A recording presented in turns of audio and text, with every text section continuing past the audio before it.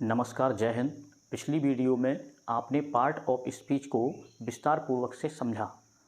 आज हम टेंस तक पहुंचने के पहले टेंस और टाइम क्या होते हैं और इनमें क्या डिफरेंस होता है, इसको समझाने वाले हैं।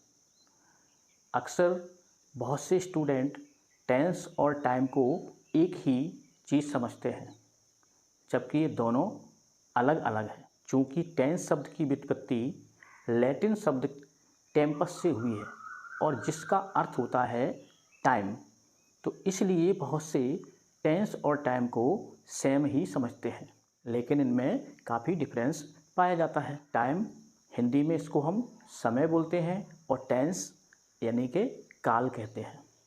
काल जिससे कि हमें एक अवधि या पीरियड का भी बोध होता है। टाइम चूँकि ये नेचुरल होता है, तो टाइम को हम एक नेचुरल कंसेप्ट के रूप में मान सकते हैं और टेंस को ग्रामेटिकल कंसेप्ट के रूप में देखा जाता है। तो टेंस का संबंध वर्ब और उसके फॉर्म से और सब्जेक्ट के साथ में उसके एग्रीमेंट के अनुसार अर्थात स्ट्रक्चर के अनुसार होता है, जबकि टाइम हमारा एक नेचुरल कंसेप्ट के आधार पर होता है और ये वर्ब के मीनिंग को बताता है कि वर्ब का मीनिंग क्या है, उसका अर्थ क्या हो रहा है, इस बात को यह बताता है। टाइम को हम 3 भागों में डिवाइड कर सकते हैं: प्रेजेंट टाइम, पास्ट टाइम और फ्यूचर टाइम। लेकिन टेंस को हम 2 पार्ट में डिवाइड कर सकते हैं, नंबर 1 प्रेजेंट और नंबर 2 पास्ट।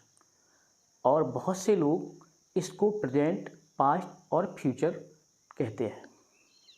तो हमें जानना है कि जो भी वर्ब्स होती हैं तो वो प्रेजेंट होगी या पास्ट होगी, तो फ्यूचर वर्ब नहीं होती। हम उसका भाव या सेंस फ्यूचर के रूप में लेते हैं, जैसा कि अक्सर स्टूडेंट शैल और विल को फ्यूचर टेंस मानते हैं। तो शैल और विल ये हमारी एक मॉडल वर्ब्स हैं जो कि भाव, इच्छा, इरादा यानी फ्यूचर के सेंस में, भविष्य के सेंस में व्यक्त करती हैं। तो इसलिए इनको हम फ्यूचर टाइम कह सकते हैं, लेकिन फ्यूचर टेंस के रूप में नहीं कहते। तो साधारण रूप से जब टेंस का जिक्र होता है तो हम प्रेजेंट, पास्ट, फ्यूचर टेंस कह देते हैं और उनके 4 भाग भी रख देते हैं, जैसे इंडेफिनिट, कंटिन्यूअस, परफेक्ट और परफेक्ट कंटिन्यूअस। तो शैल और विल हमारे ये वर्ब के फॉर्म हैं, यानी सिंगुलर और प्लूरल के रूप में, जबकि इनके अर्थ थोड़े दृढ़ता सूचक या एम्फेटिक रूप में होते हैं। तो इनका आपस में चेंजिंग हो जाता है, यानी आई के साथ में जहाँ शैल लगाते हैं वहीं विल लग जाता है, जहाँ वी के साथ में हम शैल लगाते हैं तो वहाँ विल लग जाता है। लेकिन मॉडर्न ग्रामर में आजकल अक्सर अधिकांशतः विल का ही प्रचलन हो गया है, तो हम सभी सब्जेक्ट के साथ में, सभी प्रोनाउंस के साथ में विल का ही प्रयोग करते हैं। टाइम और टेंस को एक परिभाषा के रूप में इस प्रकार से भी हम व्यक्त कर सकते हैं। टाइम के लिए the word time is always concern with the meaning of the sentence. अर्थात टाइम एक ऐसा शब्द होता है जो कि हमेशा वाक्य के मीनिंग यानी कि अर्थ के अनुसार उपयुक्त होता है या निश्चित होता है। और इसी प्रकार से टेंस यानी the word tense is always concern with the form of the verb. अर्थात टेंस वह शब्द होता है जो हमेशा क्रिया के रूप को निर्धारित करता है। अब यहाँ पर हम कुछ एग्जाम्पल्स के माध्यम से टाइम और टेंस को समझने का प्रयास करेंगे। जैसे we go to Agra tomorrow morning. अब यहाँ पर हम इस सेंटेंस को देखेंगे तो यहाँ सब्जेक्ट हमारा वी है और वर्ब फॉर्म हमारा ये वी फर्स्ट है, यानी कि वर्ब का फर्स्ट फॉर्म गो दिया हुआ है जो प्लूरल फॉर्म के रूप में है। टू आगरा, टुमारो मॉर्निंग, और ये टुमारो यानी कि अगला, कल, आने वाला कल, मॉर्निंग यानी सुबह। तो ये हमारा फ्यूचर टाइम को इंगित कर रहा है। और टेंस की फॉर्म में देखें हम तो ये वर्ब फॉर्म के हिसाब से प्रेजेंट फॉर्म में हमारी वर्ब है तो ये हमारा प्रेजेंट टेंस होगा, लेकिन टाइम फ्यूचर टाइम होगा। तो इसको प्रेजेंट टेंस और फ्यूचर टाइम हम बोल सकते हैं। अब यहाँ पर हम दूसरा उदाहरण लेंगे, जैसे PM is going to Agra tomorrow, अर्थात प्राइम मिनिस्टर कल आगरा जा रहे हैं। या इस सेंटेंस को हम ऐसे भी बोल सकते हैं कि प्राइम मिनिस्टर कल आगरा जाएंगे। अब चूँकि फ्यूचर का भाव भी इसमें व्यक्त हो रहा है, यानी कल जाएंगे, तो कल अर्थात टुमारो, तो ये हमारा फ्यूचर टाइम हुआ। लेकिन यहाँ वर्ब हमारी कैसी है, इज, जो कि प्रेजेंट टेंस को दर्शाती है। तो टेंस हमारा यहाँ पर प्रेजेंट होगा, लेकिन टाइम हमारा फ्यूचर होगा। तो इसको हम बोल देंगे present tense and future time. जिस प्रकार से ये ऊपर वाला सेंटेंस था उसी प्रकार से हमारा ये सेंटेंस भी हो जाएगा। तो इसके हम दो हिंदी में अर्थ लगा सकते हैं। एक होगा कि प्राइम मिनिस्टर कल आगरा जा रहे हैं, और दूसरा हो जाएगा कि प्रधानमंत्री कल आगरा जाएंगे। अब चूँकि ऐसे यदि सेंटेंस होते हैं जिनमें कि एक पावर या अधिकार प्रदर्शित होता है, तो अक्सर ऐसे सेंटेंस को हम प्रेजेंट टेंस में ही व्यक्त करते हैं। और जब अधिकार और पावर नहीं होता, यानी कि एक इंडिविजुअल सेंस के रूप में जब उपयोग करते हैं, तो हम उसमें शैल और विल का फ्यूचर के लिए उपयोग कर देते हैं। जैसे यहाँ लिख देता कि मैं कल आगरा जाऊँगा, तो हम यहाँ पर शैल और विल का उपयोग करते, यानी आई के साथ में शैल का उपयोग कर देते। लेकिन वो इंडिविजुअल था मैं, तो मैं यानी कोई निश्चित नहीं है जाऊँगा या नहीं जाऊँगा। और यदि PM ने कहा है तो एक आधिकारिक व्यक्ति है, इनका निश्चित होगा, यानी कल जाएंगे PM तो कल जाएंगे। इसीलिए अक्सर जो आधिकारिक सेंटेंस होते हैं जिसमें पावर का भाव व्यक्त होता है, तो उसको हम अक्सर प्रेजेंट फॉर्म में ही व्यक्त करते हैं।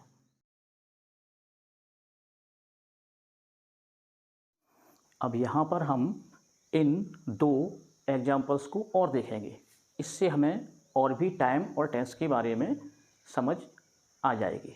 तो यहाँ ये पहला सेंटेंस है, he sent a message to me yesterday, यानी उसने मुझे कल एक संदेश भेजा। अब यहाँ देखेंगे कि ही सेंट यानी ये वर्ब का सेकंड फॉर्म है, तो हमारा टेंस अर्थात पास्ट होगा, सेकंड फॉर्म यानी कि पास्ट होगा। और मी यस्टरडे, और टाइम भी हमें यानी कि बीता हुआ कल, तो पास्ट टाइम भी है इसमें, तो ये पास्ट टेंस होगा और पास्ट टाइम होगा इसमें। तो हम लिख सकते हैं यहाँ past tense and past time.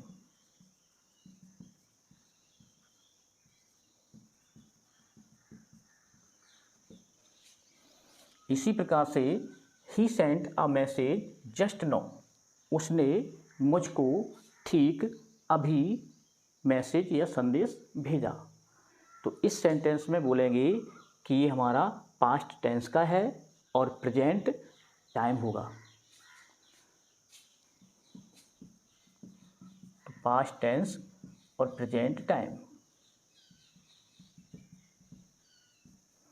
तो इस प्रकार से हमारा टाइम और टेंस में अंतर होता है। अब जैसे हम बोल दें कि ही ईट्स, यानी वह खाता है, तो इस सेंटेंस में ईट्स ये प्रेजेंट फॉर्म की वर्ब होगी।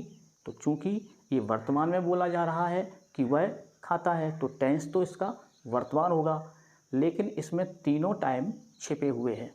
जैसे वह खाता है, यानी कि कोई भी व्यक्ति है वह खाता है, तो आज खाता है, कल भी खाता था और आगे भी खाएगा। तो इस सेंटेंस में तीनों बातें छिपी हुई हैं। तो इस ही ईट्स के साथ में प्रेजेंट टाइम भी छिपा हुआ है, पास्ट भी छिपा हुआ है और फ्यूचर टाइम भी छिपा हुआ है। तो इसमें तीनों होंगे, यानी प्रेजेंट, पास्ट और फ्यूचर। लेकिन टेंस इसमें प्रेजेंट होगा। अब चूँकि जैसा कि आपको आरंभ में बताया गया कि टेंस हमारे दो प्रकार से होते हैं, यानी प्रेजेंट और पास्ट। तो वो किस प्रकार से होंगे उनको हम यहाँ वर्ब फॉर्म के माध्यम से समझेंगे कि फ्यूचर नाम का टेंस नहीं होता। जब भी हम कहेंगे तो फ्यूचर टाइम कहेंगे, लेकिन जनरली जो हम पारंपरिक रूप से पढ़ते आ रहे हैं उसके अनुसार आगे चलकर हम टेंस को प्रेजेंट, पास्ट और फ्यूचर के रूप में भी लेंगे, ताकि आपका सीक्वेंस बना रहे और आप उसको समझ सकें। लेकिन इस बात को भी जानना आवश्यक है। तो जैसे क्रियाओं के फॉर्म यदि हम लें तो क्रियाओं के फॉर्म को हम वी यानी वर्ब और फर्स्ट, सेकंड, थर्ड कहेंगे तो first form, second form, third form, fifth form, sixth form, इस प्रकार से भी हम जान सकते हैं। तो जैसे यहाँ हम V1 कहेंगे, इसी प्रकार से V2 कहेंगे, V3 कहेंगे यानी कि वर्ब का थर्ड फॉर्म, और V4 कहेंगे, V5 कहेंगे और हम V6 भी कह सकते हैं। तो V1 का आशय होगा प्रेजेंट फॉर्म और V2 यानी कि पास्ट फॉर्म और V3 यानी पास्ट पार्टिसिपल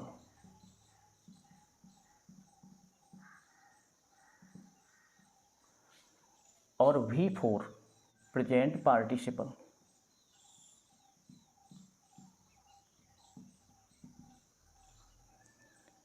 और V5 को हम बोल देंगे इन्फिनेटिव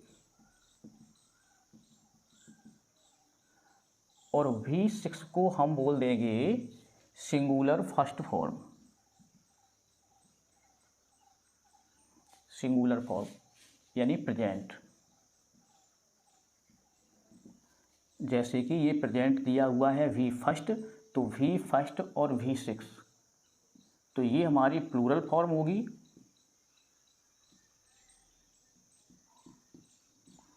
और V6 को हम सिंगुलर फॉर्म में बोल सकते हैं। यदि हम वर्ब गो लें तो ये हमारा हो जाएगा गो, तो ये हमारा फर्स्ट फॉर्म होगा। और पास्ट यानी सेकंड फॉर्म में इसको हम वेंट बोल देंगे और थर्ड फॉर्म में जिसे कि हम गॉन बोल देंगे